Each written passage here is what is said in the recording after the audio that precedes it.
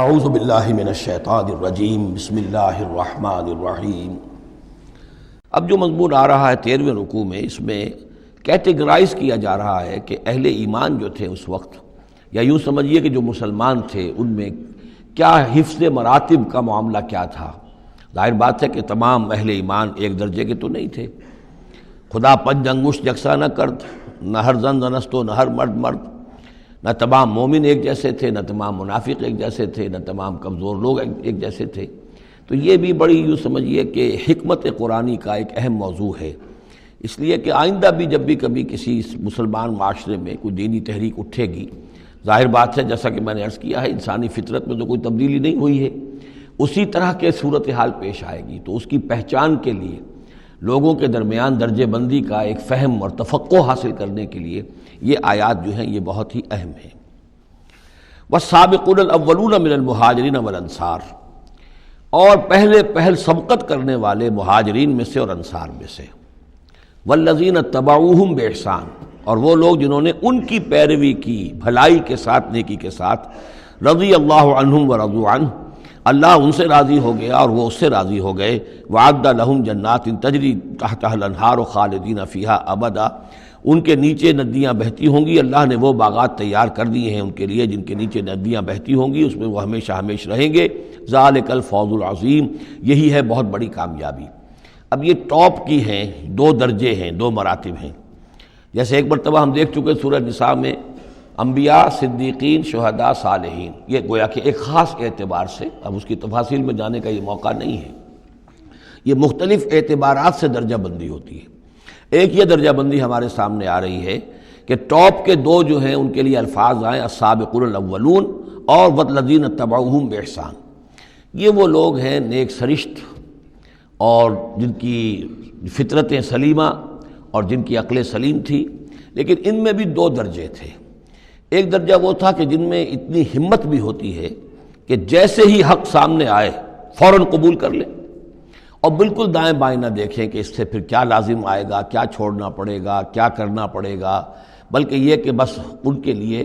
حق جو ہے وہ اتنی بڑی قیمتی شے ہے کہ اس کے مل جانے کے بعد ہر چہ بعد آباد، اب ہر جو ہونا ہے وہ ہو جائے، وہ تاخیر نہیں کرتے، دیر نہیں کرتے، ان میں ہمت ہوتی ہے۔ وہ یہ نہیں دیکھتے کہ اس پگڈنڈی پہ چلنے والے تو کوئی ہے ہی نہیں، بلکہ یہ کہ اگر پہلے ہی میں کیسے چھلانگ لگا دوں، کیسے میں چل پڑوں، کوئی مجھے آگے چلتا ہوا نظر ہی نہیں آ رہا ہے، بلکہ ان کے اندر وہ ہمت ہوتی ہے۔ یہ ایک مزاج اللہ تعالیٰ نے لوگوں کے بنائے ہیں، جیسا کہ حضور نے فرمایا الناس کالمعادن، جیسے معدنیات ہیں۔ اب سونے کی اور جو ہے اس کو صاف کریں گے تو سونا بنے گا، چاندی کی اور کو کتنا ہی صاف کر لیں سونا تو نہیں بنے گا، وہ چاندی ہی بنے گی۔ تانبے کی اور ہے، کتنا ہی آپ اس پر محنت کر لیں وہ آپ اچھے سے اچھا تانبا اس میں سے نکال لیجئے، لیکن یہ کہ ظاہر بات ہے کہ وہ سونا تو نہیں بنے گا۔ اسی طرح الناس کالمعادن، لوگوں کا معاملہ بھی یہ ہے کہ ان کی بھی اللہ تعالیٰ کی طرف سے جو ان کی طباعیں بنائی گئی ہیں جس طرح کی، ان کے اندر فرق و تفاوت ہے۔ تو کچھ لوگ وہ ہیں السابقون الاولون، فوراً حق کو قبول کرنا، بے خطر کود پڑنا، بے خطر کود پڑا آتش نمرود میں عشق، عقل ہے محو تماشائے لبے بام ابھی۔ کچھ دوسرے لوگ ہوتے ہیں سلیم الفطرت بھی ہیں اور ان کو بھی بات سمجھ میں آ گئی ہے، لیکن ہمت میں تھوڑے سے کم ہوتے ہیں۔ پہلے ذرا کچھ لوگ آگے چل کے معلوم ہو جائے کہ ایک دو آدمی آگے بھی جا رہے ہیں تو آج راستہ ہوگا، یہ آخر جو چل رہے ہیں یہ لوگ، اگر انہوں نے ہمت کر لی ہے تو چلو ہم بھی ہمت کریں۔ تو والذین اتبعوہم بإحسان، جو ان کے پیچھے چلے، ان کا اتباع کیا، لیکن کیا نیک نیتی سے، اس میں کوئی خلل نہیں، کوئی فساد نہیں،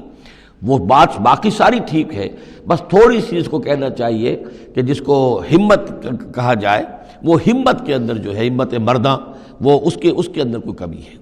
لیکن ان دونوں کو بریکٹ کر لیا ہے، السابقون والسابقون الاولون من المہاجرین والانصار۔ اچھا یہ بھی نوٹ کر لیجئے کہ انصار تو ایمان لائیں 10-11 سال کے بعد۔ اب ظاہر بات ہے کہ متبعین بإحسان جو مہاجرین کے ہیں وہ زمانی اعتبار سے انصار سے پہلے ایمان لائے ہیں، لیکن مزاج کا معاملہ ہوتا ہے۔ انصار میں سے بھی بعض وہ تھے فوری طور پر انہوں نے قبول کیا اور اسی طرح کیا، یکسو ہو گئے، ہر چہ بعد آباد کشتی درآب انداختے۔ تو یہ مزاج کی بات ہے، اس کا زمانے سے تعلق نہیں ہے، یہ مزاج کی بات ہے۔ کسی بھی وقت اور آئندہ بھی ہمیشہ ایسا رہے گا، کچھ لوگ ایسے ہوں گے کہ جو حق کو قبول کرتے ہیں اور پھر قطعاً نہیں پرواہ کرتے، دائیں بائیں نہیں دیکھتے، کوئی آ رہا ہے یا نہیں آ رہا، کوئی ساتھ دے رہا ہے یا نہیں دے رہا ہے، کچھ نہیں، کوئی خطرات ہیں، کوئی مشکلات ہیں، کوئی مصائب آئیں گے، ہر چہ بعد آباد۔ کچھ لوگ ہیں جو ذرا دائیں بائیں دیکھ کر تھوڑا سا چلتے ہیں، ان کی ہمت جو ہے اتنی نہیں ہوتی۔ والسابقون الاولون من المہاجرین والانصار والذین اتبعوہم باحسان رضی اللہ عنہم ورضوا عنہ وعد لہم جنات تجری تحت الانہار خالدین فیہا ابدا ذلک الفوز العظیم وممن حولکم من الاعراب منافقون۔ اب یہ ایک طرف تو یہ ٹاپ کے دو، اور ایک اب بالکل نیچے جا کر، اور جو لوگ تمہارے آس پاس آباد ہیں، جو بدوؤں میں،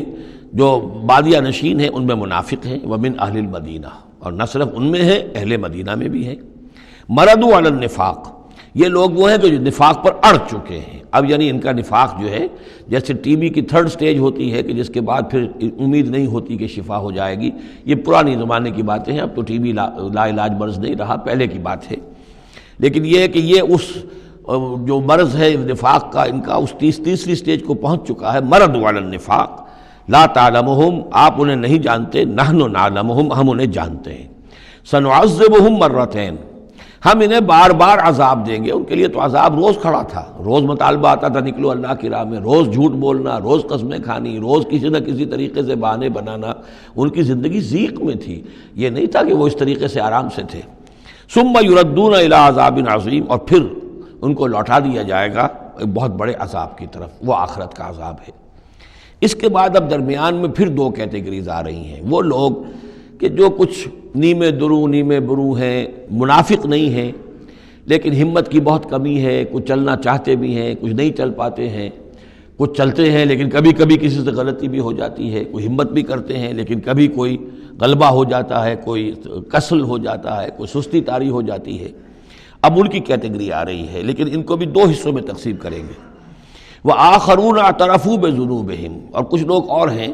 جو اپنے گناہوں کا اعتراف کرتے رہتے ہیں، اپنی کوتاہیوں کا، جھوٹ نہیں بولتے، جھوٹا بہانہ نہیں بناتے، جھوٹی قسم نہیں کھاتے،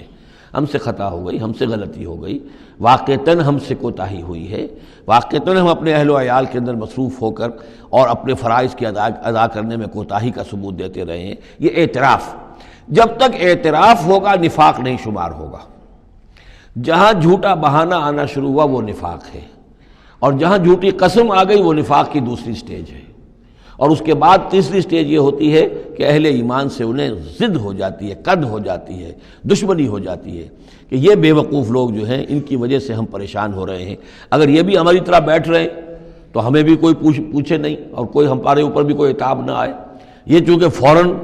وہ تو جیسے ہی آواز آئی اور یہ چل پڑتے ہیں، لہذا بجائے اس کے کہ ان کے بارے میں اچھے احساسات و جذبات ہوں کہ چلیے اللہ ان کو توفیق دے رہا ہے، بلکہ ان سے ایک دشمنی اور ایک ان کے دلوں کے اندر عداوت پیدا ہو جاتی ہے، وہ ہے نفاق۔ یہ اور کیٹیگری ہے کہ جو نفاق سب سے نیچے کر لیجئے، اور سب سے اوپر وہ دو ہیں، والسابقون الاولون من المہاجرین والانصار والذین اتبعوہم باحسان۔ اب ان کے درمیان میں یہ دو سٹیجز ہیں۔ وآخرون اعترفوا بذنوبہم، اور کچھ لوگ اور ہیں جنہوں نے اپنی کوتاہیوں کا، اپنی تقصیر کا اعتراف کیا۔ خلطوا عملا صالحا وآخر سیئا، انہوں نے کچھ گڈمٹ کیا ہوا ہے، نیک کام بھی کرتے ہیں، اثار بھی کرتے ہیں، انفاق بھی کرتے ہیں، لیکن یہ کہ کبھی کوئی غلط کام بھی کر بیٹھتے ہیں، کوئی بری حرکت بھی سرزد ہو جاتی ہے۔ عسى اللہ ان یتوب علیہم، اللہ تعالیٰ امید دلاتا ہے کہ اللہ تعالیٰ ان کی توبہ کو قبول فرمائے گا اور ان کی توبہ جو ہے ان کو توبہ کی توفیق دے گا۔ ان اللہ غفور الرحیم، یقیناً اللہ تعالیٰ غفور اور رحیم ہے۔ اس میں شان نزول کے اعتبار سے ایک روایت بھی ہے، حضرت ابو لبابہ تھے رضی اللہ تعالیٰ عنہ اور ان کے کچھ ساتھی تھے، ان سے غزوہ تبوک کے موقع پر یہ کوتاہی ہو گئی کہ کسل کی وجہ سے اور مال اور دنیا میں اپنے مصروفیات اور مشاغل کی وجہ سے نہیں جا سکے، لیکن یہ ہے کہ ان کو شدید فوراً ہی احساس ہو گیا کہ ان سے تو بہت بڑی غلطی ہوئی ہے، بڑی خطا ہو گئی ہے، بڑی کوتاہی ہوئی ہے، اور اس احساس کی وجہ سے اس درجے ان کو اندر جو ہے ندامت کے جذبات پیدا ہوئے کہ انہوں نے اپنے آپ کو مسجد نبوی کے ستونوں سے باندھ لیا کہ اب حضور ہی آئیں گے اور اگر اعلان فرمائیں گے کہ ہماری توبہ قبول کر لی ہے اللہ تعالیٰ نے اور اپنے دست مبارک سے ہمیں کھولیں گے، تب ہم یہاں سے آزاد ہوں گے، ورنہ ہم یہیں پر اپنی جانیں دے دیں گے، اپنے آپ کو باندھے رکھیں گے ان ستونوں کے ساتھ۔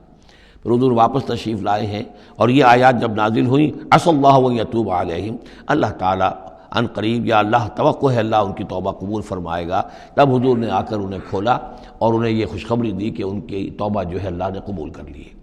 یہ وہی بات ہے جو سورہ نساء میں بھی ہم پڑھ چکے ہیں، ثم یتوبون من قریب، وہ لوگ انما التوبۃ علی اللہ للذین یعملون السوء بجہالۃ ثم یتوبون من قریب، فوری طور پر جو ہے انسان کے اندر وہ ایمانی جذبات جو ہیں دوبارہ عود کر آئیں اور وہ فوراً توبہ کرے، تو ایسی توبہ کا قبول کرنا جو ہے اللہ تعالیٰ نے گویا کہ اپنے ذمے واجب ٹھہرایا ہوا ہے۔ البتہ یہ کہ پھر ان کے بارے میں خاص طور پر یہ حکم ہوا خذ من اموالہم صدقۃ، روایت میں تو یہ آتا ہے کہ وہ خود بھی لے کر آئے تھے مال کہ یہ اللہ تعالیٰ کے جو ہماری توبہ قبول کی ہے تو ہم یہ اس کے شکرانے کے طور پر اللہ کی راہ میں یہ مال پیش کرتے ہیں اپنا، لیکن یہ کہ یہ قاعدہ کلیہ بھی ہے کہ خذ من اموالہم صدقۃ، جہاں تک منافقین کا معاملہ تھا روک دیا گیا، ان کے اب آپ صدقات قبول نہ کیجئے، اب ان کے نفقات اللہ کے ہاں قبول نہیں ہوں گے، لیکن یہ چونکہ ضعفاء ہیں، یہ کمزور ہیں، یہ منافق نہیں ہیں مخلص، کمزور مخلص ہیں، لہذا ان کے لیے کہ ان کے اموال میں سے صدقہ آپ قبول فرما لیجئے، خذ من اموالہم صدقۃ تطہرہم وتزکیہم بہا، اس طرح ان کے مال سے صدقہ قبول کرنے کا نتیجہ یہ نکلے گا کہ آپ ان کو پاک کریں گے اور تزکیہ کریں گے ان کا اس صدقے کے ذریعے سے، وصلی علیہم، ان کے لیے دعائیں کیجئے، ان صلاتک سکن لہم، یقیناً نبی آپ کی دعا جو ہے ان کے حق میں وہ بہت ہی سکون بخش ہے کہ انہیں یہ خیال ہو کہ ہم سے جو خطا ہوئی تھی ہم نے بھی استغفار کیا، توبہ کی ہے، اور اللہ کے رسول بھی ہمارے لیے دعا کر رہے ہیں، واللہ سمیع علیم، اور اللہ سب کچھ سننے والا اور جاننے والا ہے۔ الم یعلموا ان اللہ هو یقبل التوبۃ عن عبادہ، کیا وہ نہیں جانتے کہ اللہ تعالیٰ اپنے بندوں کی توبہ قبول فرماتا ہے، ویاخذ الصدقات، اللہ تعالیٰ بندوں کے صدقات قبول کرتا ہے، یعنی اللہ کا احسان ہے، صدقہ وہ شے ہے، خیرات وہ شے ہے حضور نے اپنے اوپر حرام کی، اپنی اولاد پر حرام کی ہے، اللہ تعالیٰ کی وہ شان ہے، وہ الغنی ہے، لیکن وہ کہتا میں تو قبول کرتا ہوں، میرے دین کے لیے تم خرچ کرتے ہو، میرے لیے میری رضا جوئی کے لیے خرچ کرتے ہو، تو میں تو تمہارے صدقات کو قبول کرتا ہوں۔ فرمایا کہ الم یعلموا ان اللہ هو یقبل التوبۃ عن عبادہ ویاخذ الصدقات، وہ صدقات قبول فرما لیتا ہے، وان اللہ هو التواب الرحیم، اور وہ تو بہت ہی توبہ کا قبول فرمانے والا اور بہت رحم فرمانے والا ہے۔ صدق اللہ العظیم۔